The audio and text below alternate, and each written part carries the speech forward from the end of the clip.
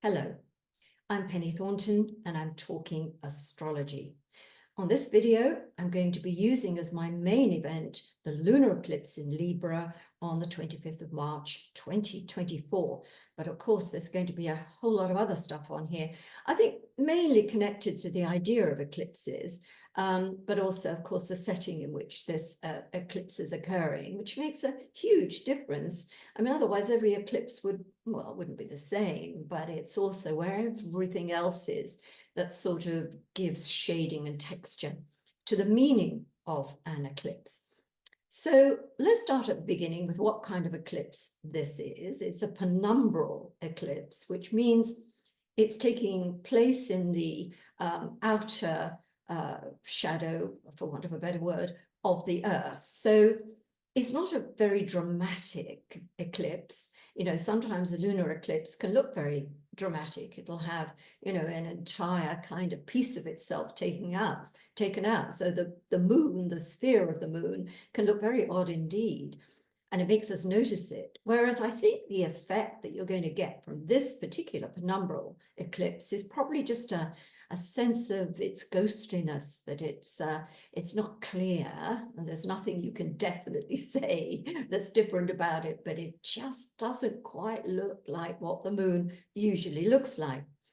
And when we think about lunar eclipses, the Earth coming between the sun and the moon, it is really, in a sense, the shadow the Earth is casting on the moon that is significant. And I think an easy way of looking at this is that when you have a solar eclipse, you've got the sun and the moon together with the Earth kind of looking at them, for want of a better way of expressing it. And it tends to be a very yang thing.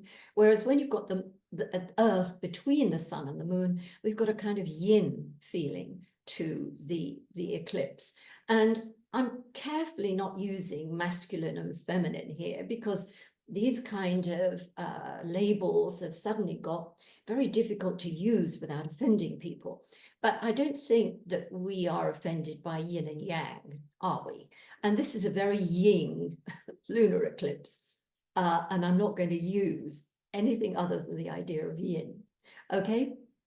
So what else do we need to know about this particular eclipse? Well, like all eclipses, it has to do, because it's a full moon, it has to do with conclusions, it has to do with endings. And it's also because the sun is opposing the moon, we become aware of polarities, we become aware of opposites. And what we hope to do with an opposite, of course, or division, is to unite. So in a way, you can say that some of the effects of a lunar eclipse, a full moon eclipse, are that they reveal the divisions, or events are caused by divisions, caused by conflict. But at the heart of it is the idea of union, of finding unity between those two polar opposites, so to speak. So there is always that theme going with all lunar eclipses. And this one, I think, almost more so, because we've got the sun in Aries, we've got the moon in Libra, and we therefore have two very opposite functions, in the sense that Aries is the pioneer, the warrior, the me of life, if you like, whereas Libra is about peace, justice, fair play, and we, looking at, you know, the we side of things. And in fact, the reason that, of course, this eclipse is occurring, Aries, Libra, is because at the moment the nodal cycle is going through, Aries being the north node, Libra being the south node, and this is what I call the axis of war and peace. And we get the idea of Aries, the protagonist, we get the idea of Libra being the mediator. So that's what this polarity is all about. And certainly this particular lunar eclipse coming at a time of great turmoil in the world. We have a lot of conflicts all over the world, whether it's conflicts to do with nations and their governments, the different sides that we see, warring factions, so to speak. And then we have wars in Gaza, we have wars in Ukraine, we have Sudan. I mean, just endless. Yemen, I mean, all over the world, we are at a time of turmoil.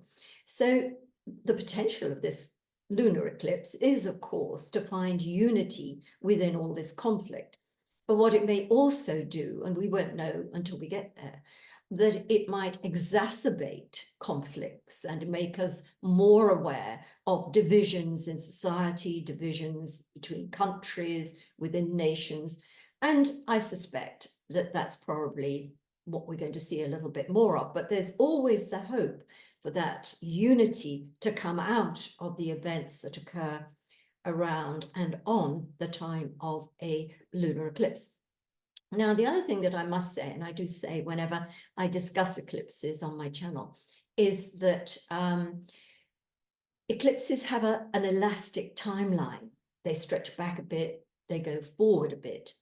And so the idea of everything has got to happen, in this case on the 25th of March, isn't really the case. We could be looking at events happening at the moment as we are moving towards the lunar eclipse, and of course, coming in the wake of it, right through to the end of March, and technically, of course, to the next eclipse, which is a total solar eclipse on the 8th of April. So you see we're in a season of eclipses, of which this full moon and the new moon, the solar eclipse, are part of a little package in this span of time. But of course, also they have their own little bookend situation in that this particular full moon is really the completion of a cycle that began with the solar eclipse in Libra, which was last October. And I'm going to get into that in a little bit more detail in a moment, and to come around to the idea of the solar eclipse, which begins another cycle of 6 months on the 8th of April, will end, of course, in October with the full moon, therefore, in Aries, Sun in Libra, Moon in Aries. So there's a continuum here, as there is in all, new moon, full moon cycles, but it's a little bit more important when we start to think about eclipses. So just to give a little bit of background about eclipses, because I think sometimes when we understand what's happening astronomically, it helps us to also understand better what they mean. And if we go back in time, when the earliest of sky watchers were watching the heavens, I mean, eclipses were really extraordinary things. I mean, suddenly the sun was blocked out, solar eclipse, and then suddenly a huge chunk of the moon was out. And these were very, very mysterious kind of events. But by the time the Babylonians were sky watching, we were very, very much more advanced, and their whole understanding of what was happening to eclipses, why they happened, how they could be predicted, the great big cycles, the Saros cycles of eclipses were put together, really understood by the Babylonians. And of course, at the time when sky watching was about foretelling what was happening to men on Earth, men and women, obviously. But they tended to note that the really major events in life clustered around eclipses, which is why they got this reputation for being so fearsome, or maybe awesome is a better word. We think about the birth of kings, the deaths of kings, plagues, pestilences, all those kind of things were assumed to be in the power of the eclipses and what they would portend. And to a certain extent, they still are very big kind of portents of important things to come. And as I shall go on to show as we go a little bit further on, we can see how destinies are shaped by eclipses. And certainly when we think about lunar eclipses with endings, we have the end of regimes, we have the ends of all sorts of things that have been in place for a long time. And sometimes even it means the ends of life, and we lose some very important people from the world stage when we look particularly at lunar eclipses. But anyway, what I want to explain here about eclipses very, very briefly is that they occur at the point at which the moon's nose intersects with the path of the sun around the Earth.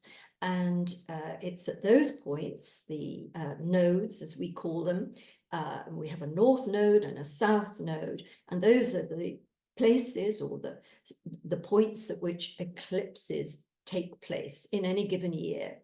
So when we astrologers look at a natal chart and we look at where your nodal axis is, the important thing to remember is that when you were born, that nodal axis was where eclipses were taking place around the time you were born. And they represent to you important focal points in your chart at which destiny tends to unfold. And when you have transits connecting to your nodal axis, this tends to mark a period when out there events tend to happen to you, whether they're great and glorious events or whether they tend to be catastrophes and things you don't like at all. But of course, they shape us as human beings and they shape our lives, they shape our destiny. So it's kind of important to get that under, well, to sort of see that, because it gives a sort of understanding of why we think the nodes are important and why eclipses are really important too.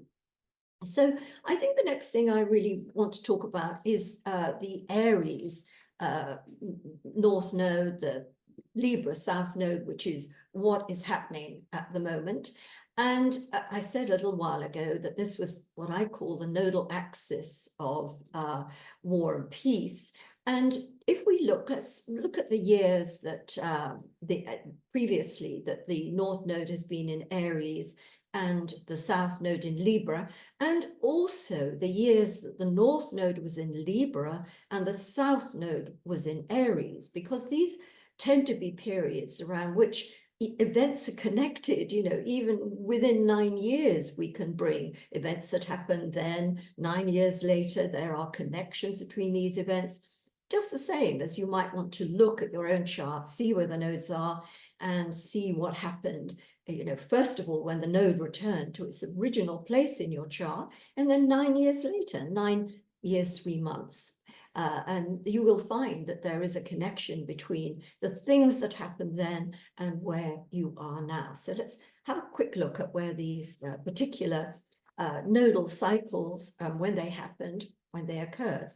So as you will see, the North Node entered Aries on the 9th of July, 2023, and it will leave Aries on the 11th of January, 2025. Other years, 27th of December, 2004, 22nd of June 2006, that was that particular Aries cycle, and so forth and so on, as you can see on my list. And by the side of it, we have the North Node in Libra, 19th of February 2014 to the 11th of November 2015, and so on right through the years behind there. And what you may notice that I've picked out on this little list here is that the nodal cycle in Libra, and let's not forget, we're talking about war and peace with this nodal axis. So the north node was in Libra, the south node was in Aries. And when we think about the north node as being the direction of travel, and the south node where we've come from, something in the past and something that needs to be addressed or understood to understand present circumstances, quite interesting to find out that World War II broke out only about 10 days before the North Node entered Libra. So I find that quite an interesting factor. And I know in a couple of my other videos on the nodes, I've talked about this in more detail with certain years and certain patterns of events, most often to do with war and peace, just to reflect this major theme. So another point really to make here is that although we say that the North Node moved into Aries, and of course it moves backwards, it doesn't move forwards. So Aries is progressing into Pisces, as opposed to normally it would go forward into Taurus. So although it began on the 19th of July last year, 2023, and it will end on the 11th of January, 2025, in other words, it will move into Pisces.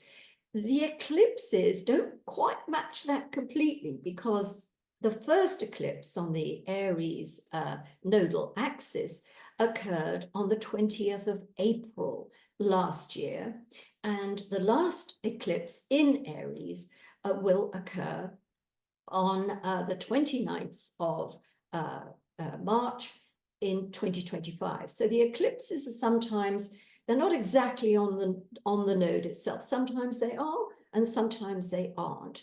But all these things are kind of pertinent to the idea of understanding a cycle, every bit as much as being able to look at your own chart and figure out whether it's extra important to you because you have the nodal axis on the Aries-Libra axis. Now, because eclipses are connected, I wanted to go back and take a look, really, very briefly, only for a small period of time, of the eclipses last year, 2023. Now, the first eclipse in Aries occurred on the 20th of April, and it was squaring Pluto. Now, this was a really, really important eclipse, and of course, what it did do was precede the coronation of King Charles III, which occurred 2 weeks later. But of course, the second part of that eclipse season, so to speak, was the lunar eclipse in Scorpio, the sun in Taurus, the moon in Scorpio, which took place hours before the coronation itself. So if we look at the idea that eclipses are always significators of great events. Now, we all knew the coronation was going to happen, so we were prepared for it, but, you know, on this occasion, we knew about it, but we didn't know the story of the eclipse at that time and what it may portend for the future, which of course we're beginning to understand now as we got into, 2024. So King Charles was crowned just after a lunar eclipse. And I think a lot of astrologers, certainly myself, thought that it was a very inauspicious day to have a coronation. And it was had we been asked, did we think it was a great day? We would have all have said, I think, no, I think we might need to move that. And there were all sorts of things about that particular chart that sort of boded certainly turmoil in the future, and that has since been borne out. And the lunar eclipse of the 28th of October had its beginning, if you like, on the 19th of May that year. It wasn't an eclipse, but it was a new moon, so the ending was an eclipsed ending. Now, all these were really important markers for certain events, and I want to take you briefly through some of the most important events in October. So first of all, there was the Hamas attack on the 7th of October, and then later in October, the war began in Gaza. And that was perhaps the most significant thing, that we could look at that eclipse being part and parcel of the narrative of that war, which at this point in time, as I'm recording, is still going on. But also what was important at that time was that we really started to see the big financial problems and legal problems Trump was in. And in fact, at that particular point, there was, we had the kind of hearing in which he was accused really of having falsified or inflated his wealth, the Trump Organization, for decades. So that was all happening at that particular time. And of course, as you know, that's going to be part and parcel of the eclipse story as we get to March of 2025. So I guess what I'm doing here is sort of showing you how these aren't just random things. Everything has its roots in something else, and there's a resonance between one set of events and another. We can see this unfolding as we clock the process of the eclipses, if you like. Another thing going on in the October of last year, remember this is the solar eclipse in Libra, was that the Speaker of the House over there in America was replaced. And so Kevin McCarthy went, and Mike Johnson was voted in. So this is very significant, again, in light of what is going to be happening at the end of March and into August, because I think there's going to be some changes with the speaker there as well. So let's not forget endings and beginnings and bookends. I don't know whether this is really important, but it all happened within a similar amount of time, that Suella Braverman over in England, the then Home Secretary, had really made a pitch at the Tory conference in the October for Prime Minister. She has a great following behind her, and she took that moment to kind of make it seem as though she was, you know, ready to take over the reins of power. But actually only about 3 weeks later, she was forced to resign. So there again, you can sort of see how eclipses play a part in rise and fall, beginnings and endings. So another person who is clearly showing a story about these eclipses is Princess Catherine. And I want to have a look at her chart so you can see where these eclipses are and how they've played a part. So here, let's have a look at Catherine's chart. As you can see, we go down to the 7 o'clock position in the circle here. We've got Saturn at 21 degrees of Libra. Now, in fact, the solar eclipse on the 14th of October last year was indeed at 21 degrees of Libra. So it fell right on her Saturn. Now, natally, Catherine has a sun in Capricorn, moon in Cancer. She was born at full moon. But if you look at the moon, which is in the 10 o'clock position in this chart, you'll see it's right by the Omega sign, which is the North Node, therefore showing that this is, she was born at the time of an eclipse. She was born on a lunar eclipse. So natally, she was born on a lunar eclipse, squaring Saturn, and now here we have in October of last year, we have an eclipse, a solar eclipse on her Saturn, bringing out all her natal planets. So another thing really to notice is that not only did she have one eclipse affecting her chart in last year, but the October the 28th lunar eclipse was on the Taurus Scorpio axis at 5 degrees. So she then had a lunar eclipse on her MCIC axis. So when you see something like this, you have to know that events in her life are going to be supremely important. I often talk about eclipses being game changers, and this was clearly the portents of things to come. Roughly 3 months later, suddenly in January, we heard she was in hospital for a pre-planned operation. And we then later learned, of course, that she was going to stay in hospital for 2 weeks. It's quite a long time these days. And then she would be out of action until at least, you know, after Easter, which is a considerable amount of time. And it was entirely up to Catherine how much she decided to share with us about the operation, everything else that happened. And we still, to this date, don't exactly know what it's all about. But if we look at her chart, we know this was colossal.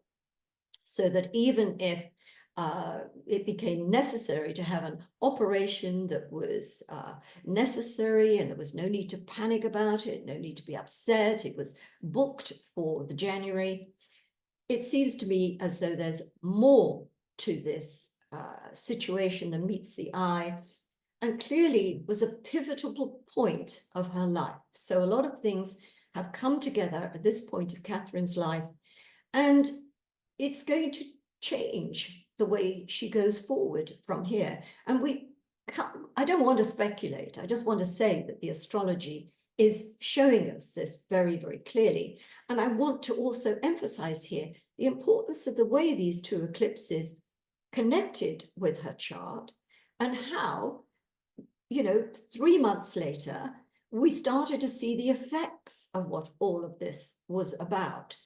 So let me come back to myself again and talk really a little bit about Donald Trump, because for Donald Trump, we could see his legal woes really beginning to take off there, and all the financial pressures. And we know over recent months just how many gazillions of millions, so to speak, he now has to fork out.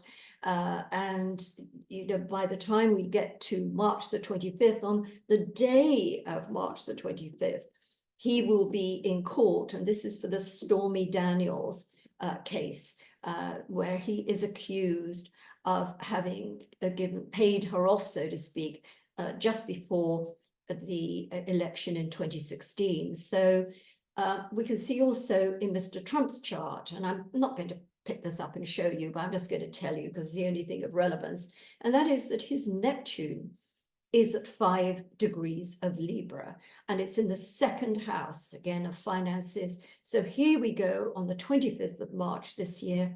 There will be a total, well, not a total, there will be a lunar eclipse on that Neptune of his in the second house, which really doesn't bode well for him being able to either be proved innocent of these accusations. And I think in the second house, again, we're looking at further costs to him in terms of the money he now has to pay for what was deemed to be guilty. Mind you, having said this, and I'm recording this to you, I'm recording this video on the 10th of March, so Mother's Day in the United Kingdom. This is what mothers do on Mother's Day, they work. And so I'm thinking that the only alternative here is that somehow there is an appeal against this, and does it go forward?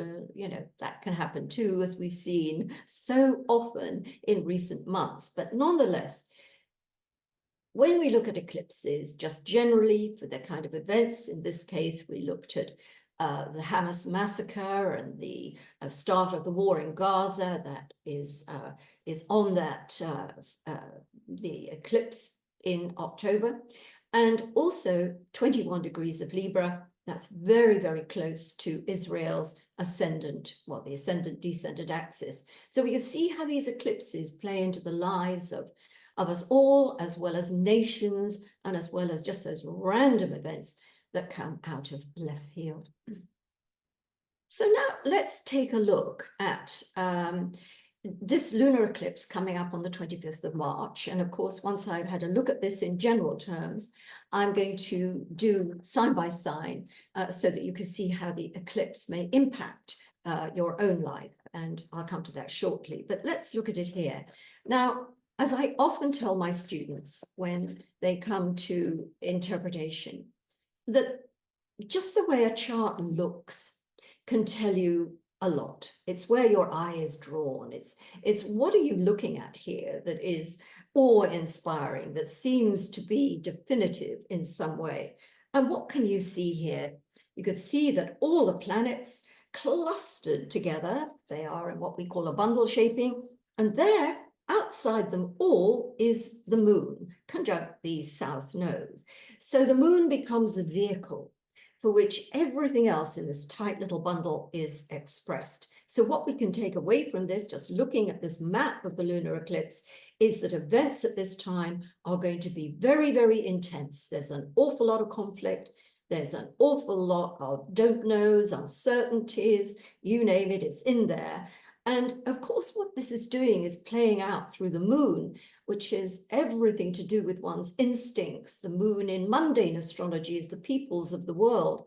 So we're getting this kind of picture of this lunar eclipse as that a lot of the things that have been building for several months, if not longer than that, are suddenly coming to a head, and they're really affecting us personally, individually, and also collectively as a people. We can just simply look at that pattern, and that's what we can take away from it.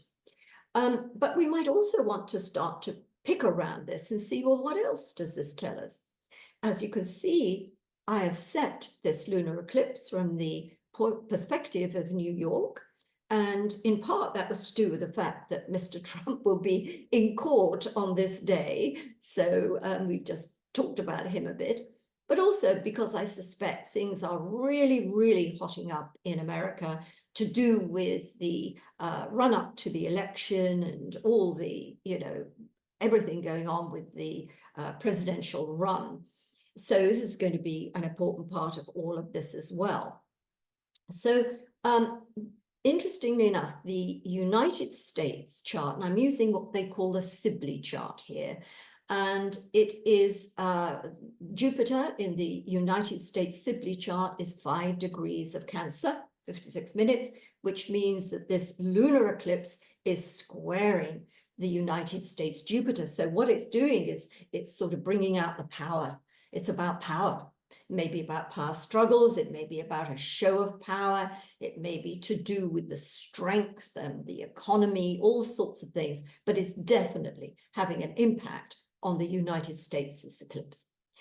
We may also want to look at the ascendant-descendant axis from the perspective of New York, which may not be the capital, which is Washington, but nevertheless, it's a kind of real center of trade and everything else, New York.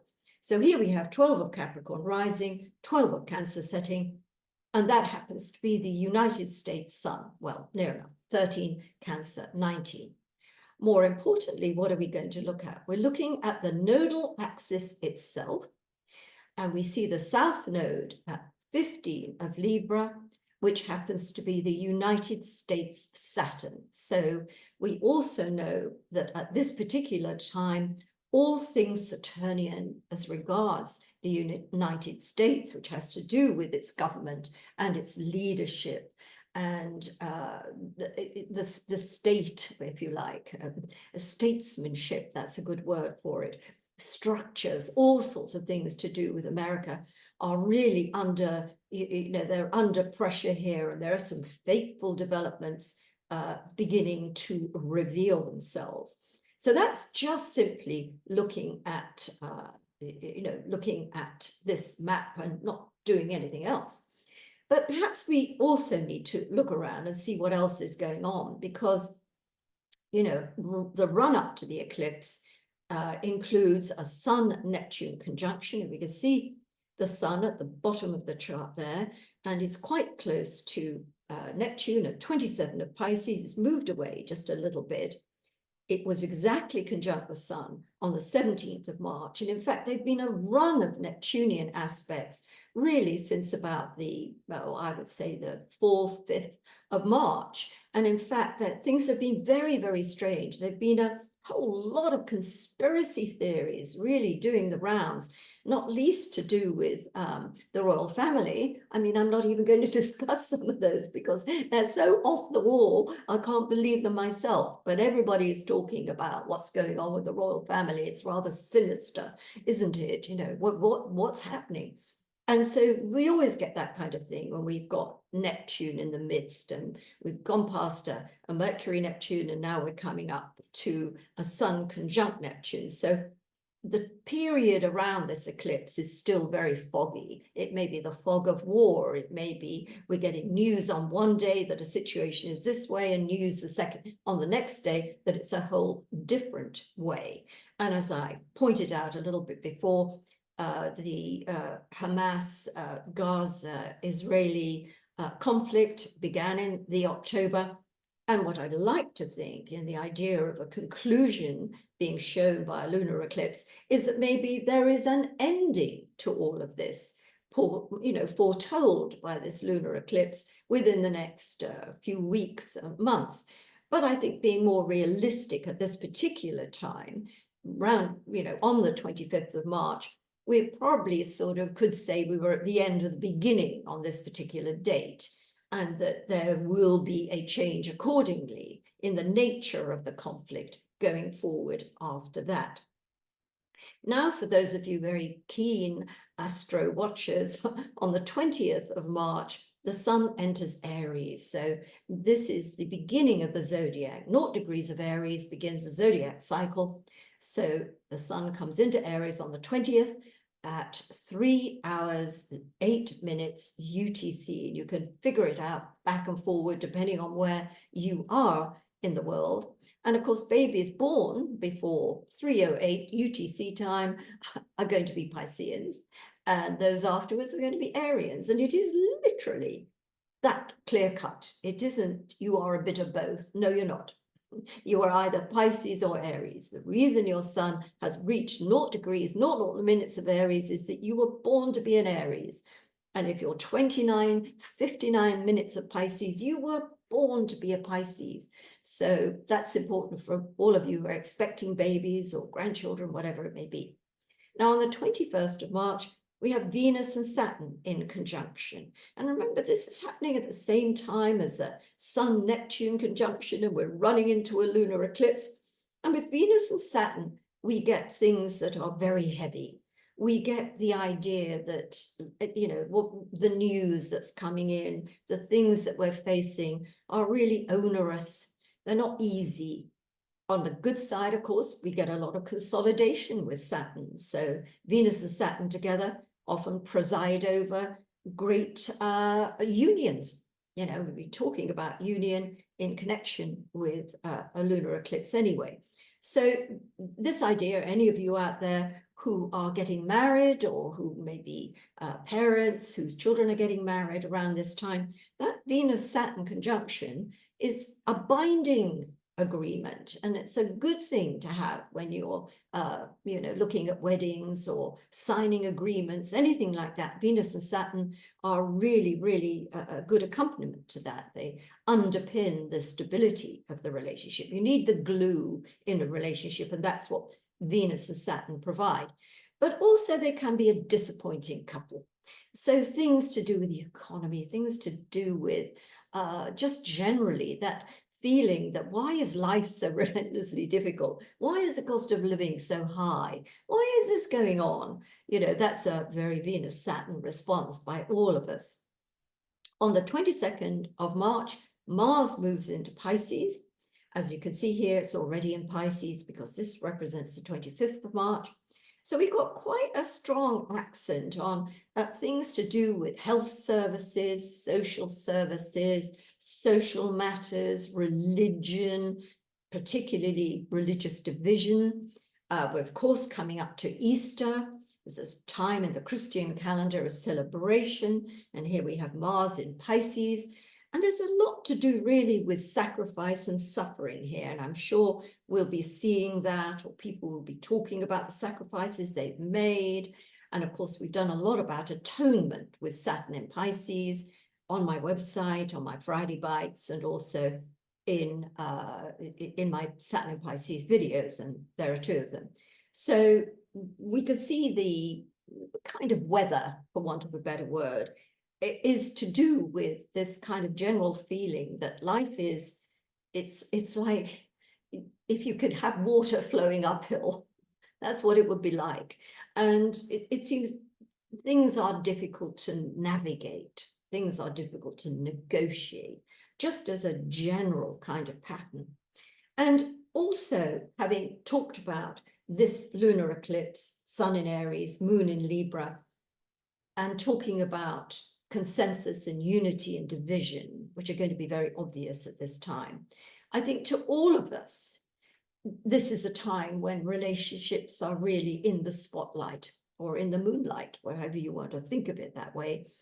And we are all seeing the weaknesses in relationships, the strengths in relationships, the fears we have about relationships, and fearing, what may be the future of a relationship, but also at the same time, within that fear, by facing it with courage, which is again something I talked about on my last video, is that we break through the barrier of fear and we manage to consolidate, we manage to make a reality out of relationship and resolve those relationship difficulties. So let's put away that chart and get into what this means sign by sign. And for those of you who are new to my channel, and for those of you who may just need a reminder, most of the interpretations and the charts that we look at on this channel are about the sun sign, so that it's very easy and accessible for everybody, and it's valid too. Where your sun is, it's like the center of the solar system, which all the planets go around, so it's perfectly legitimate to have a look at your sun sign being the center of your personal universe, and how everything else fits in the various 12 houses from that sun's perspective. But of course, if you know your ascending sign, but more importantly, you know the degree of your ascending sign, then you will be able to fit this lunar eclipse into the exact house that it falls in your case, and therefore watching that part of this video is going to be also illuminating for you. And we can deal with two things at the same time. We'll get something from both of those. Okay, so without more ado, let's go. And because this lunar eclipse is in Libra, I thought we'd start with Libra. So here we go. Libra, for you, of course, the moon is in your sign. The sun is in your opposite sign. We are on the relationship axis. The sun, of course, only just went into your 7th house, and it's going to continue on through that house right the way through until the 20th of April. So it's a long period where relationships are going to be supremely important. Other people's impact on your life is going to be important. And, you know, you may already have events scheduled that are to do with relationships, whether they're anniversaries or their engagements, marriages, or maybe simply the social events that you go to are going to introduce you to new people who will become important in your life to one degree or another. And it is a very good time to form business partnerships or romantic partnerships. And of course, being Libra, partnerships are everything to you. You are all about relationships. So the idea of the moon in your own sign, we always say, if you've got the moon in your own sign, you are empowered. And basically the moon goes through your sign for 2.5 days every month. So at least for 2.5 days, you should be feeling empowered.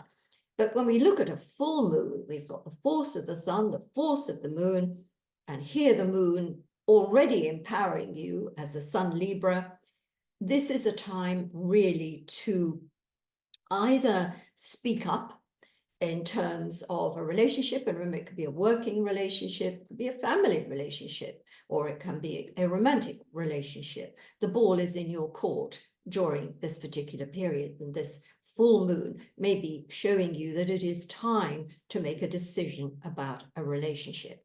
The time may have come, as I just said, to get married or engaged, or the time may have come to separate. Remember, we're always looking at a full moon, and certainly an eclipse, with the idea of polarities, of division, as well as union and unity. So every bit as much as for some Librans, this is a time of consolidation, and that relationships are being formed and made bigger and longer lasting. For others, it's the end of the road, the party's over. This is, you know, we're done and dusted. I think sometimes when we look at Libra, you are a great people pleaser, and you do your very best to accommodate your partners and accommodate other people in your life. You want to have everybody happy, and you don't want to have unhappy people or people not liking you. But you know, this lunar eclipse is saying, excuse me, you can't go on like this. It's time you spoke up. It's time, you know, your needs were addressed. It's time that you took the reins of the relationship into your hands and steered it, not leaving it to the other person. And I think also, if you've been perhaps working on your own and feeling pretty well as though you're a lone agent, the idea of working in partnership with someone, or looking for affiliations and those kind of things, reaching out to people who you can partner up with for one reason or another, then, you know, this is the right thing to do. And the eclipse is showing you the way forward. It's showing you that partnerships formed at this time are going to have a huge impact on your life. So if we look now, we go forward and we look at Scorpio, we can see that this full moon, or this eclipsed full moon, is on the 6th 12th axis, as we astrologers like to say. So the moon is in the 12th house and the sun is in the 6th house. And remember, we're working with the theme of eclipses, which is about revealing divisions and polarities in the hopes of being able to bridge differences and to find unity and union. That's the message of the eclipse. But sometimes, in order to get to unity and union, you have to, you know, you have to break apart. There's no ways that you can move to union until time has passed, water has flown under the bridge, and all sorts of other things have happened. That's a basic theme we're working with Scorpio. But if we look here, the 6th and 12th houses are two of the seeking houses, the other being the 9th house and the 3rd house. So we're seeking all sorts of things in these houses, different things. In the 12th house, I think we're seeking to rise above earthly demands and responsibilities. We want to find greater meaning in life. We're looking to find our soul. We're looking to find that spiritual part of ourselves where we realize that all things are possible and that we can find healing. We can find all sorts of things in that kind of 12th house area. And when we look at the 6th house, which is very much a reality-based house in some ways, ruled by Virgo, that in this house, it's about how our lives run on a day-to-day way, the responsibilities we have, the routines we have. So here we have 6th and 12th. We've got this idea of trying to escape routine, trying to escape responsibility. Where the moon is, with the sun there, we're being asked to be responsible, to also have duties, to make sure that we accomplish our duties. But it's a house of seeking. It's a house of seeking one's purpose, but often one's purpose is found in the very mundane aspects of existence, of doing things for other people, of having responsibilities for others. So let's get to this eclipsed full moon again and see that somehow things have come to a head. So it may be that you feel that you've done enough, that you can't go on. This is too much for you. It could even work on a kind of physical level so that you feel burned out. You feel like, hey, I just can't go on like this anymore. Well, there is a point in recognizing that you have reached a point where you don't want to go further, that you feel it's all too much. But if you let the full moon eclipse settle down a bit, what you want to get out of that is a new kind of way of dealing with the responsibilities that you have in life. And that out of this crisis, if you like, can come a way forward. It may indeed have a lot to do with work, because in the 6th house, that's where we work. And the sun, of course, is moving through the 6th house from the 20th of March right through until the 20th of April. So it may be a time when there's a lot going on in the workplace, or a lot going on regarding your job. And when we get a full moon, we get an ending. So is this a realization, or what happens in the wake of this lunar eclipse, is that a job you've been applying for is achieved. It's the end of your search. You know, you're seeking in the 6th house, you're seeking a job, you've got one. Or is it that a job that has been teetering on the edge for a while in a workplace that isn't really conducive to happiness and good work, it's over, it's done. And a job or a period of work is at an end. Yes, it can be. And the other thing we need to look at is the health of mind, body, and spirit, your health system. And this suggests that you can't, continue on a certain track if it's not good for you. So it can be a point of illumination, this lunar eclipse, that shows you very clearly that something that you're doing or not doing isn't conducive to your mental, spiritual, and physical health. So all of this is bound up in this lunar eclipse. If we come now to Sagittarius, then we can see that the eclipse is going from the 5th house and 11th house. It's covering those areas of the horoscope. So this is what I call the axis of creativity, or the axis of collaboration and creativity, because the moon is in the 11th house of collaboration, and the sun is in the 5th house of creativity. And very much as I talked about the Aries-Libra axis of the nodes being war and peace, here we get the idea of the small self, the me, of the sun in the 5th house, to the we, and the collaboration and the collective side of things in the 11th house. So on a very simple level, it's a bit of a crisis, this full moon for you, as to what is conducive to your self and your happiness, your joys, the projects that you have going for you, your life, you know, what you're doing in your life that gives you pleasure and a feeling of being in life. And it's very strictly personal to really what's, you know, what needs also to be part and parcel. It isn't just about you, it's about everybody else as well. So it's like, how can you find yourself, yet at the same time be part of a group or part of a bigger kind of picture? How do you find that balance between your needs and the needs of the collective? But it's also a creative, procreative axis. And what happens at full moon here, and certainly it is an eclipse full moon, is that a gestation period is over.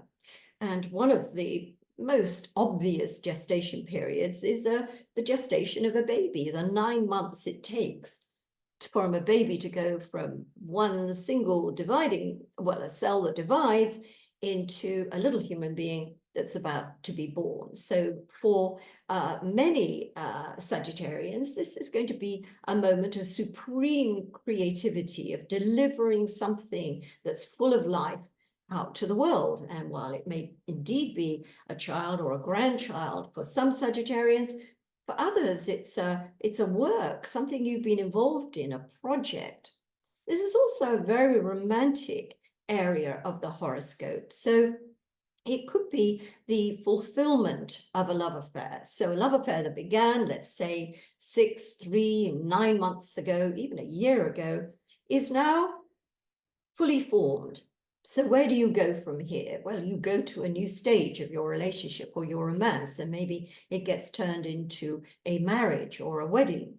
But it can be the other way around as well, and you realize you've come full circle, or a love affair has done its time and it's over. Remember, we play around with these themes because of what full moons and eclipsed full moons represent. They represent union and unity, closure and completion, but also endings and partings, and times to leave something behind and embark on a new way forward. So these are the things that you're dealing with, Sagittarius. And, you know, this idea of a gestation period is really interesting because it may take you a little while to realize what it exactly means in your case, because you may not be working on a project, you may not have a love affair going, you may not have a baby in the oven. But I think you'll find something that has been going on for several months is now at a stage of completion. And you will realize what that is as and when it happens.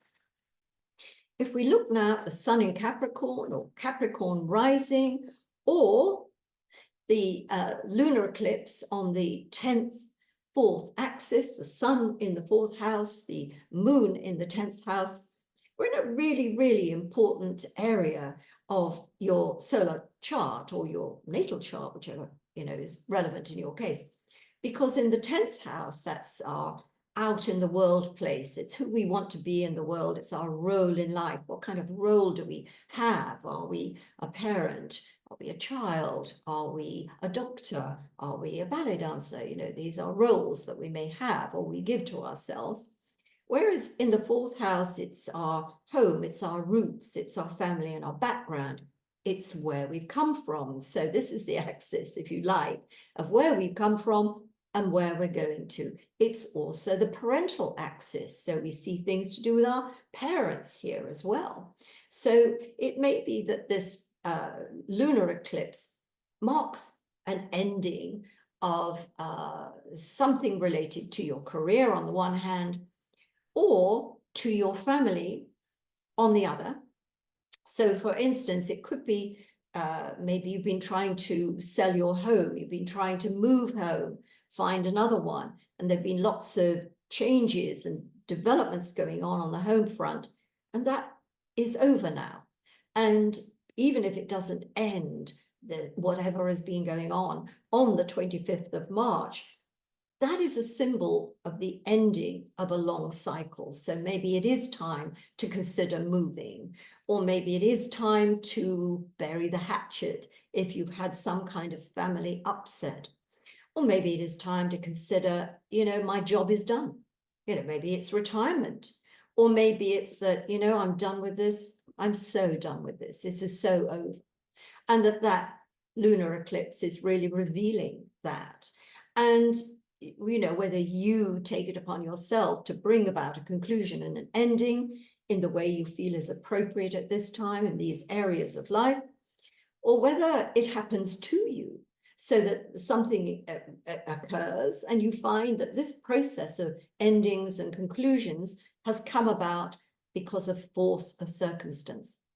Now, I also mentioned the parental axis in this as well. So this lunar eclipse may have something to do with your parents, whether they are, alive and well, and something is happening in their lives that's going to have an impact on yours, or whether, you no longer have parents. They have gone, to the next place. And, but you are reminded somehow of their role in your life and how, yes, you are a product of your parents and your upbringing, but guess what? You're also your unique self. And this full moon, this eclipsed full moon, is reminding you, you know what? I am my own person. And what I do and what I choose to do out in the world and what happens to me as a fully formed person is due to me, and claiming it and owning it. So if we look now at Aquarius, and we see that this lunar eclipse is flanking the 9th and 3rd houses. So we've got communication and travel. And this is, well, these are two of the seeking houses. In the 9th house, we seek knowledge to expand our consciousness, if you like. We seek to find great truths. We want to find explanations for things that take us into the big wide world or the big ancient world. And when we're in the 3rd house, it's about, how things work and what's going on in our world right now. What can we learn about our world? What can we learn? What skills can we find that will help us carve out a life in this, the smaller world, so to speak? It's big wide world in the 9th house. It's small world in the 3rd house. So on the one hand, this lunar eclipse is pointing to the end of a journey. Now, of course, it may be quite literal, and you will be completing a journey of 1 miles. And that's the significance of this, because it will have been a really, really significant, important journey. Whether the journey itself was important for what happened along that journey, who you met, or what happened at your destination, it will in some way have changed you. And I want you to have a think about what I'm saying here, not just in reference to a journey that may be ending around this time, but any journeys that are forthcoming around this time as well. There are going to be journeys that take you to a place that is a powerful source of learning and education and expansion, particularly expansion of your awareness and consciousness. A journey of 1,000 miles is going to change you, isn't it? Starts with the first step, ends after 1,000 miles, and you will be different. The journey has taken you somewhere different. Now, it could mean that for some Aquarians, that the end of a period of study is done and dusted, it's finished. And you're ready to acquire your qualifications, or you're ready to go out into the world and teach or do whatever you've been learning to do. On the other hand, it may mark a point at which something that you thought was going to be something you wanted to study in life or wanted to pursue, suddenly you realize, what, it's not for me. And so very typical of this kind of lunar eclipse might be if you're at university. Maybe you've been at university since October, for instance. Let's put these eclipses together. And you thought, what? I'm doing the wrong course. I shouldn't be doing this. Or you may even decide, you know what, university isn't for me. I need to, opt out. So there is that kind of pattern, and I'm talking here really about university, aren't I? But if we stretch that, if we use that as a metaphor, you can decide all sorts of things that are over and done with for you. You didn't, nah, it's not for me. And it may even have something to do with legal matters. If you've got a legal case going, then, we're thinking here about, is there a judgment, or is there the end of a settlement, for instance? It's done, it's dusted, you've gone as far as you can. But I think also here, this lunar eclipse might be telling you that if you perhaps started a lawsuit, that you need to see whether it isn't worth settling at this point rather than going forward. And when I think about Donald Trump, I'm speaking to Donald here. I'm thinking, is it better to settle and have done with it than it is to keep fighting it and throwing more money after something? That may be something, Aquarius, that you need to think of at this particular time. But it is above all else about a journey, Aquarius. And we have many journeys we take in life, sometimes in miles, sometimes in experience, sometimes in knowledge. And this lunar eclipse is about all of that, whether it is something you are embarked on already and has a stage of that journey completed, or whether it is completely the end of a journey. So if we come now to Pisces, and we see that this lunar eclipse is cutting across the axis of self-worth. So the sun is moving through the area of self-worth, and the sun will be moving through the second house right the way through until April the 20th. So there is a strong emphasis on finding more security and stability in life, earning more money, doing things that tend to increase your sense of worth.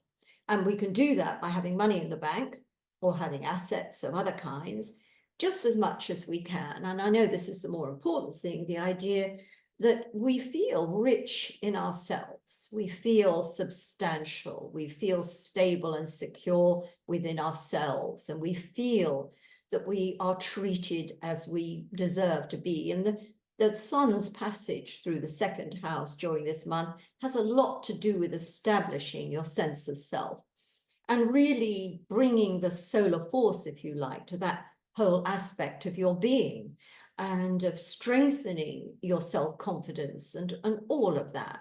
But also, there is nothing wrong with earning more money or finding ways in which to make investments, in yourself or in the things that you have. Because, we don't live off air in this world. We are in physical bodies and on a physical earth, and we need a roof over our heads and money to buy bread. So this, the passage of the sun is just as much about material needs as it is about our psychological well-being and what we need to feel full of self, full of self-confidence, full of self-worth. The moon, on the other hand, is in the 8th house. So this is all about other people's, our relationship with other people, in the sense of sharing finances or what we receive from other people. I call this the house of receivership, the 8th house, because yes, indeed, sometimes we could go into receivership when we've got transits to the 8th house. But it's really more than that. It's about what we receive from other people, and we need to be good receivers. Giving seems much easier, doesn't it? It's more active, and I think all of us find it easier to give than to receive. So during the time the moon is in this area, or indeed when you've got anything going through your 8th house, it focuses on your ability to receive, to be there to receive from other people. So this lunar eclipse might be about receivership, and it may be about settlements, so that it's signifying a settlement that's going to happen in either around this time or in the near future. And maybe that settlement is to do with a divorce or something to do with work, or maybe you had some issue with someone and it's better to settle than it is to, you know, continue to feel the aggravation. It's better to settle than to be aggravated. And that idea of settling is more than just money. It's more about other things that may be a little bit raw, that need to be settled, done and dusted, and moved away from.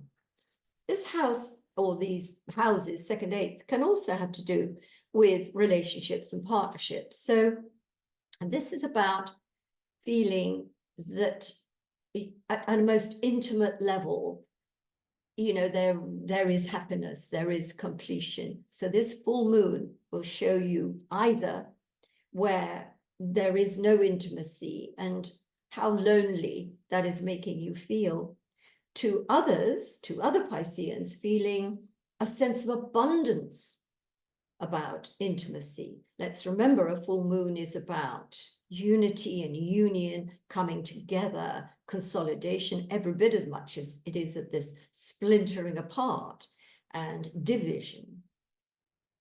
Okay, so Aries, here we are. What do we find with you? Of course, the sun is in your own sign of Aries and the moon is in your opposite sign of Libra. So this lunar eclipse is on the relationship axis. So big stuff going on in your relationship life.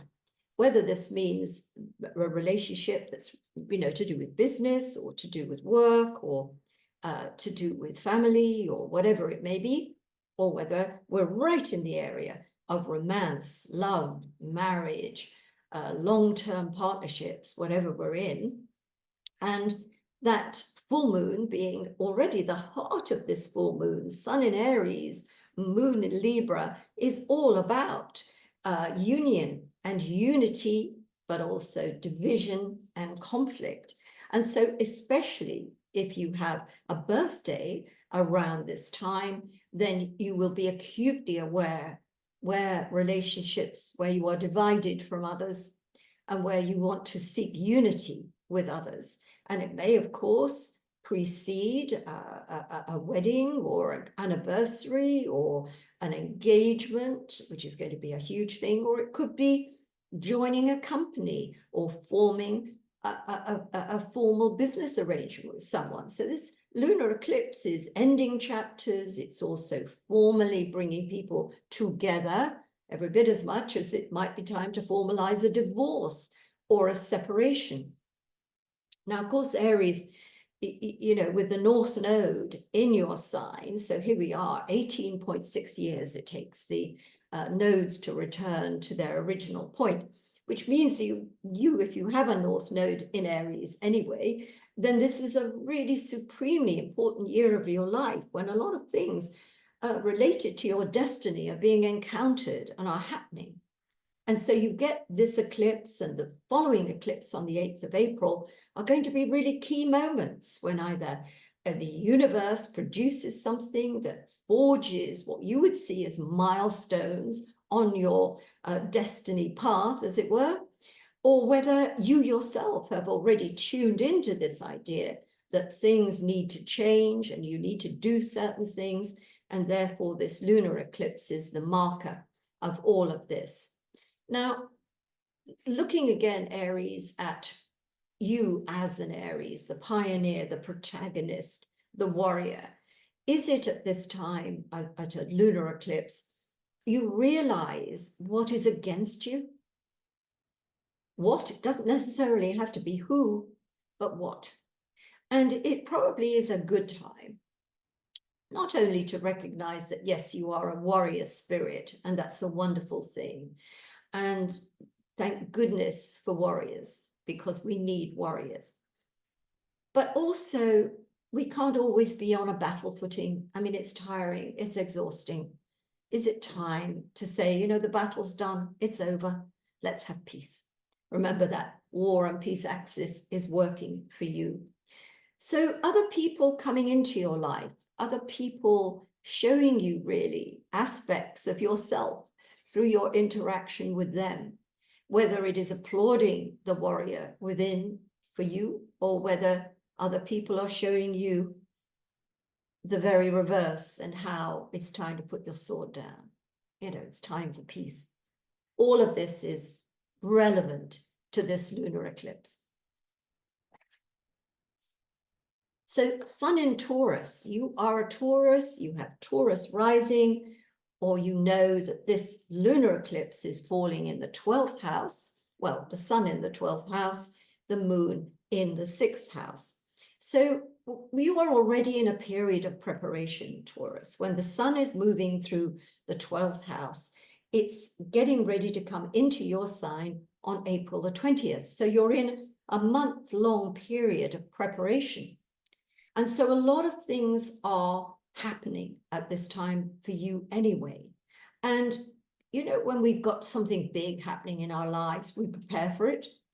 And we either have to learn something or we have to do things in order for a certain thing to come about. It just doesn't happen without effort and preparation. Or it may be that you need to simply look at the idea that you are in a period when it is time to retreat in some way, to sort of rest, to recharge the batteries, spiritual, mental, physical batteries. And with the Sun in the 12th, we are much more receptive to our dreams, and we should be. We should take much more notice of our dreams. Far greater attention should be paid to our instincts, because it's this much wider world of our peripheral vision, so to speak, that can see so much more, that can hear so much more, that can take in so much more in terms of nuance than something that's in your face. The world of nuance is open to you when the Sun moves through the 12th house, and it's very important because you're getting the glimpses of things to come. You're getting the glimpses of things that might be going on.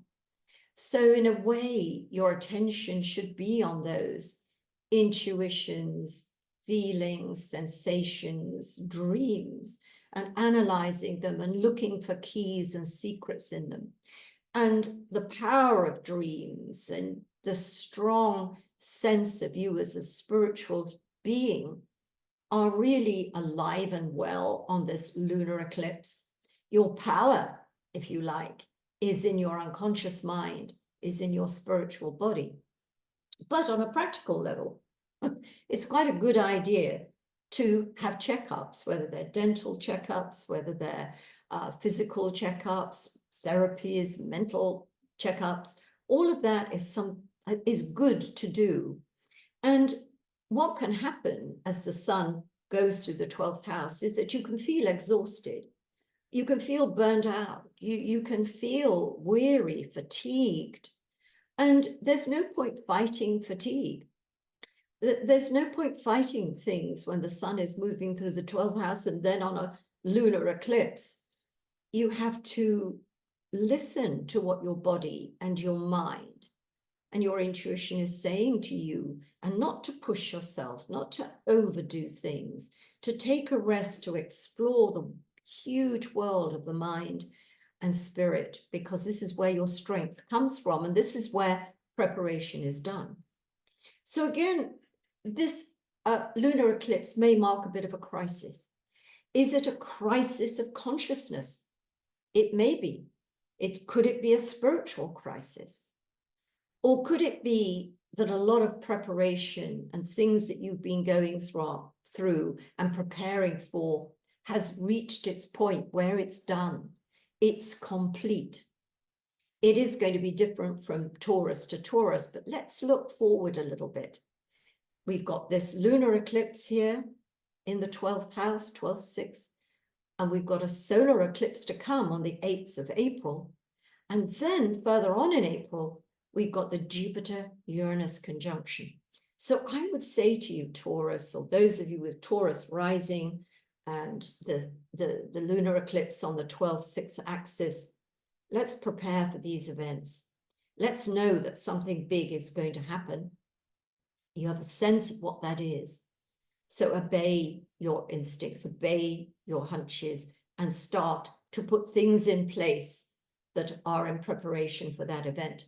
And maybe you know there's an event, but still it requires preparation. But if you don't, just got that inkling that lunar eclipse is showing you something, then getting your ducks in a row is what you need to be doing at the time of this eclipse and beyond it. Gemini.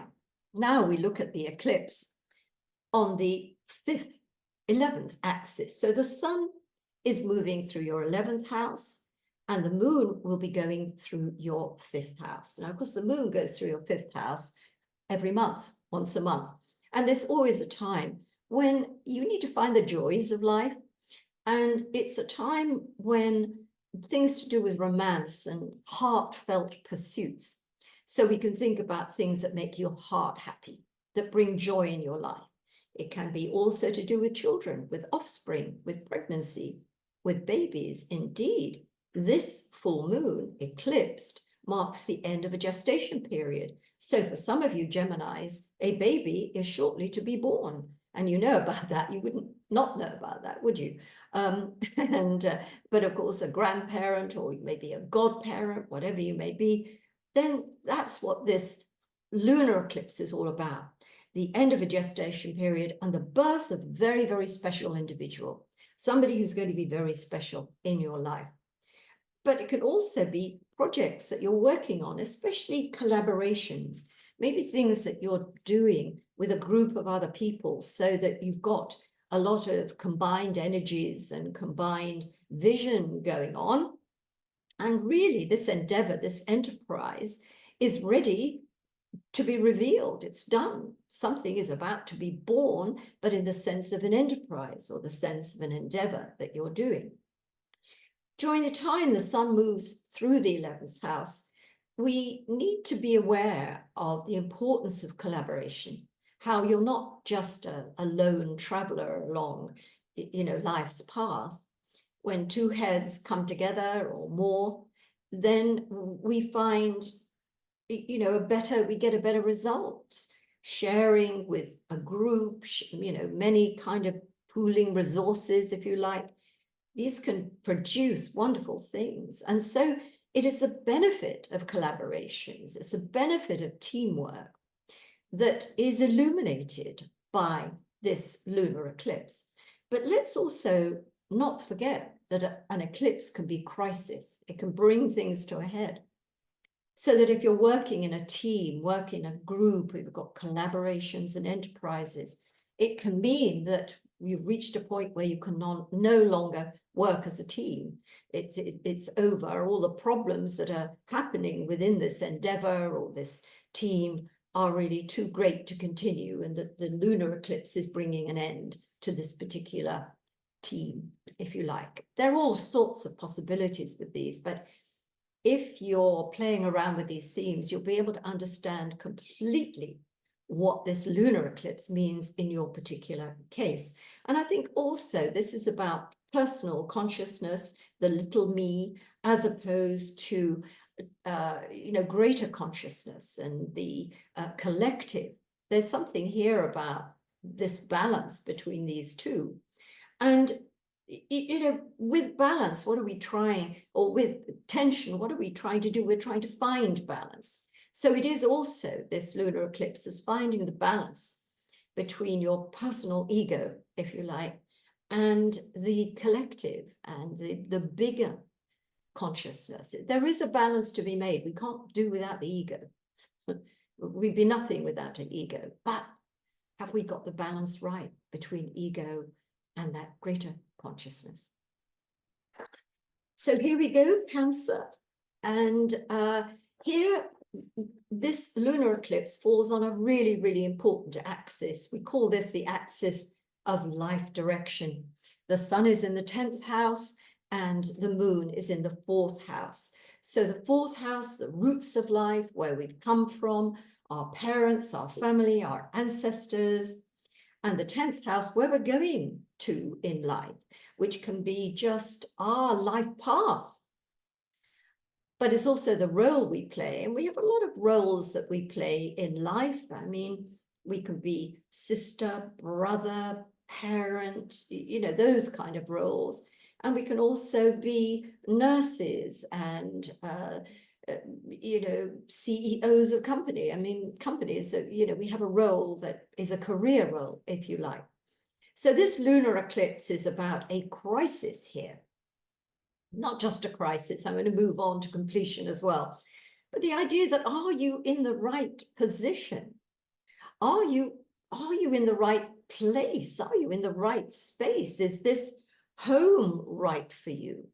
Is this, you know, setup that you've got where this, you know, beginning of operations, if you like, is it conducive to your growth? Is the job that you do what you want to do? Is it the job that's giving you what you expect from the talents and the experience that you have in life?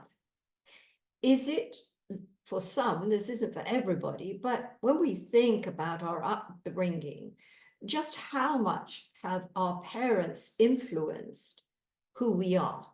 In other words, they've given you the education, they've given you the life from which is an example of where you can go to in life from that upbringing. And for some people, it's terrible, have a very difficult upbringing and parents who didn't care about you. So you haven't got a bedrock of who you are and where you're going to.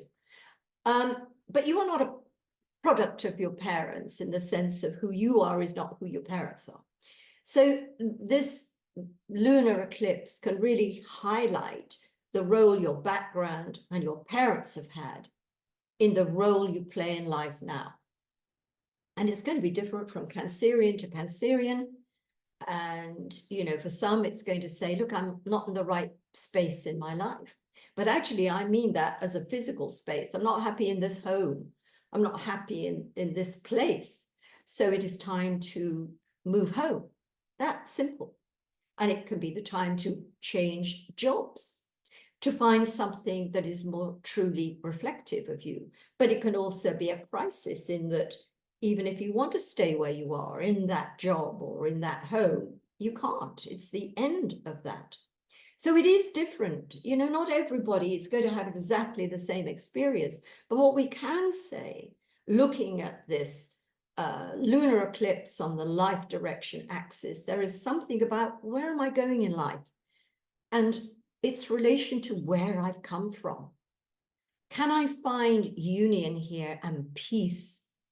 Or is there such conflict that it's, you know, that I'm really experiencing a crisis in this regard? And out of crisis, of course, come new paths, because crisis is being aware that you've got a situation. And once you know you've got a situation, you can move forward. And of course, there's a solar eclipse in 2 weeks' time. And going forward in the year, 6 months from now, there'll be, you know, other eclipses on this same axis. So a solar eclipse. So when we think about it, this is maybe the beginning, or even just part of the narrative of this eclipse cycle for you. And there's a lot more to come, a lot more of the story. But this is certainly a crucial part. Okay, Cancer. Penultimate on the penumbral, Leo. So if you are a Sun Leo, or you have Leo rising, this lunar eclipse is taking place on the 9th, 3rd axis. So the Sun is in the 9th house, the Moon is in the 3rd house. Now these are what I call 2 of the seeking houses. There are 4 altogether. We're always seeking something in the 3rd house and in the 9th house. In the 3rd house, we tend to be seeking information. We're seeking something that's immediate. We want answers now. We want to know this now. We want things that are relative to our life now and in the vicinity of where we live and who we are and our immediate world. Whereas in the 9th house, we're seeking something beyond the small world. We want to get into the wider world, whether we're talking about international spaces. We want to go to different countries, different states, different parts of the world. We want to explore different cultures. We want to find out about things that are out there in the big wide world. In the 9th house, we're seeking wisdom. In the 3rd house, we're seeking knowledge, and they're different. And to have an eclipse new moon on this axis means that we see how these two areas, wisdom versus knowledge, belong together, although they might seem very different at the time of this eclipse. There may be the information you need to know now, the steps you have to take in order to get it, but then these are steps towards a bigger position and wider horizons. And, you know, we have to bring these two things together. So it has to do with journeys as well, whether you're coming to the end of a journey, which is marked by this lunar eclipse, not necessarily on the day, the 25th of March, although it could be, but around this time, you've reached the end of a journey, and it can be a journey in knowledge, a journey in experience, or it can be a journey of miles. But I find it very helpful to think of journeys. And I know in my books, when I'm writing the introduction, which I invariably do at the end of the book, or maybe I do it at the acknowledgements, and I always think, you know, I've been on a journey. This book has taken me where I didn't expect to go. So there can be all sorts of journeys in life. Even a relationship can be a journey. And so be kind of fluid with your interpretation about what you're at the end of, what is complete now. And, you know, when we think about completion, we think of happy endings. We think of something coming to a point where we're now ready to move on to a new level, to a new space, to a new territory, whatever it is, but with joy in our hearts. But it can also be the end of something, which means we've just run out of road. There is no further to go. And I think in regard to studying, when we think about the university, life is a university, but there are also universities in life, that if you are a university student, it may be this lunar eclipse is a very important part of your journey in university, saying to you, are you actually doing the right thing here? Should you be opting out or changing your course? So we need to be flexible with our interpretation, but I would certainly say, if I had to wrap it up in a small little nutshell, Leo, I would say this is a crisis of awareness, a crisis of consciousness almost, something coming to you, being revealed to you, and you thinking, maybe I'm not on the right course. Okay, in a nutshell. So if we come now to the very last sign of the zodiac in this, you know, wheel of the zodiac I've been taking you on here, and we're looking at Virgo. So the moon, the eclipsed moon is in your second house, in the sign of Libra, and the sun is in the 8th house. Again, this second 8th axis, quite difficult to get a grip on, because the second house seems to be so easy. This is where our income is shown, our attitude to money. It's about self-worth in all its many phases, how much self-confidence we have, how much we value ourselves as an individual, but also how much value other people place on us when they're employing us. Are they giving us a decent salary commensurate with our talents and gifts, or maybe they're not? So this is something that can happen at an eclipsed full moon, is that comes right into the arena of light, and we think, am I really getting what I deserve? And I think we could just move away and not go any further into this, Virgo, other than just simply say, this full moon is raising the question, am I being valued as I deserve to be valued? That's it in a nutshell, but it can have many expressions. You know, maybe you're doing a deal, maybe you're selling or buying a property, and so this is about money. Do you get what you want, or do you get less than you want? I'd like to think you get more than you want for a property, or for a sale, or for some asset that you have that you're selling. Maybe, maybe not, but that could be a very literal expression of this lunar eclipse. Is it that you've reached a point where you need to settle with someone? So there's a settlement forthcoming. Is there even an inheritance on its way? And this full moon is showing you this is complete. This is the ending of something, and out of this ending comes financial reward. But of course, full moons and eclipse full moons can also, as I, talked about at length at the beginning of this video, is also about division. It's about where there's conflict. So there can be conflicts over wills, there can be conflicts over settlements, there can be conflicts over income. And of course, where the sun is as it moves through this 8th house, it's going to take right through until the 20th of April before it moves into the 9th house. We're talking about other people's money. So it's the shared financial responsibilities you have with a partner, for instance, joint finances, but it's also financial relationships you have with banks, lending institutions, credit cards companies. So is it over? Have you, is your mortgage done? How wonderful would that be on this lunar eclipse?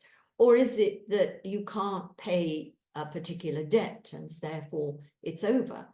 This area of the chart, the 8th house, is also what I call the area of receivership. And receivership has a meaning in strictly financial terms as well. So that's in there. That's in this mix. Intimacy. Intimacy is important. We need to feel intimate with someone. We need to feel that somebody understands us at this very intimate level, and we can share things at that intimate level. But, we all know there's a lot of fear bound up in all of that. And is why it's so difficult for some of us to really find intimacy and to feel comfortable with it. So this could be another issue raised by this lunar eclipse, just the loneliness of non-fulfilling intimacy or no intimacy, or really the abundance of it and the sense of abundance and completion one finds by being so intimate with someone, that there is that sense like no other really of acceptance and value, which is another area of this. One last thing I want to look at too here. This 8th house of the chart, it's about death and rebirth. So I think this lunar eclipse can also be about that. Not literal, not literally dying, but the death of something, and that death giving rise to a rebirth. That's another very, very important aspect of this lunar eclipse, Virgo. So there we are.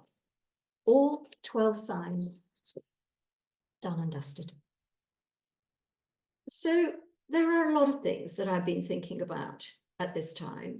And a lot of it relates to, what's going on in the world. And I mean, I am a most positive person. I see the funny side of things, and as those of you who are my clients know, I can see irony and try to bring out that aspect of life, because when we are positive about life, it makes life a lot easier. And, when we're happy, makes other people happy, and then we find, everybody feels jolly and lovely. Now, the thing is that these aren't jolly times, by and large. They're really quite difficult.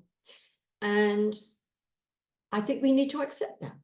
I think we need to face facts, and we need to say, look, where we look outside in the world, we see a suffering, we see turmoil, conflict, all of it, and we're living within it. I mean, wherever you are in the world, you've got conflicts with your government, you've got cost of living crises, you've got all sorts of things going on. And we look and we see what's happening to the earth and the climate, and so many things are really kind of concerning.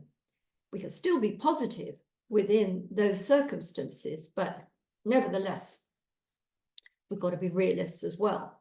So it made me think really of something that I have talked about, not necessarily on this channel before, but certainly in my writings and on my website. And it's that life is a series of waves. It's a series of waves from consolation to desolation, and from desolation to consolation. So there are times when we are riding high and times when we're absolutely in the pits. There's times of great happiness and joy and a feeling almost that we can't put a foot wrong. And then there are times when we can't go right for going wrong. And often those periods can last for a very, very long time. They can last for years. And a wave is a wave is a wave, and it should be equal. But certainly from our perspective, the times we spend in desolation and at the bottom of that wave definitely seems to be longer than the times when we're riding high. But as you can see, as you look out on the world, you have to look at people who are really riding high at the moment and being extremely successful and having a gorgeous life. They're probably not. Somewhere in their life, I promise you, there is turmoil, but even so, it may look a lot better from your perspective than where you are. And then you may think, I've been in this space down at the bottom of desolation for years, and I'm really tired of it. It will break. That's what I have to tell you. It will break. And the interesting thing is that once you start swinging up towards consolation and riding high, the events seem to happen very, very quickly. And I think we need to find our desolation purposeful. And I often think that love is the answer, although sometimes the very reason we're in desolation is to do with the loss of love, the loss of a loved one, the loss of a partner, the breakup of a relationship. That's why we're in desolation. But if we can find love in that core place, we have a way of getting out. And sometimes it's not the love we want. You know what I mean? We want love from that person. We want that thing, and only that thing will account or will make for us to feel we're on the upside. It's that thing, that person. Whereas we need to be bigger than that and think, where else does love lie? Where else are these things that we have in our lives and that we need to really focus on? Because it's in the focusing of where we can find love, where we love. And it doesn't necessarily have to be a person. It can be a job we love, or an activity that we love, or something that we love about our world. We need to spend time in that person, in that mode, with that person. And even if it doesn't make up for all the desolation we feel about so much else in our life, it's a temporary reprieve, and it exercises our muscles that expect or can work with great happiness and great success. Sometimes we've forgotten those muscles because life has been so hard for us. Right from the beginning, we started off on the wrong foot. Things haven't really got better. And we haven't learned to exercise those muscles that give us consolation. So we have to really start working on that and finding those little love spots wherever we can find them and building on them. And because they will take us to consolation and riding high faster than we might otherwise have got there. Okay, there is hope. There is always hope. And I think I'm going to end on that note, that very positive note. Thank you for being with me. Subscribe, comment, everything. It's all goes towards the growth of this channel and ultimately, of course, the growth of good astrology. Bye for now.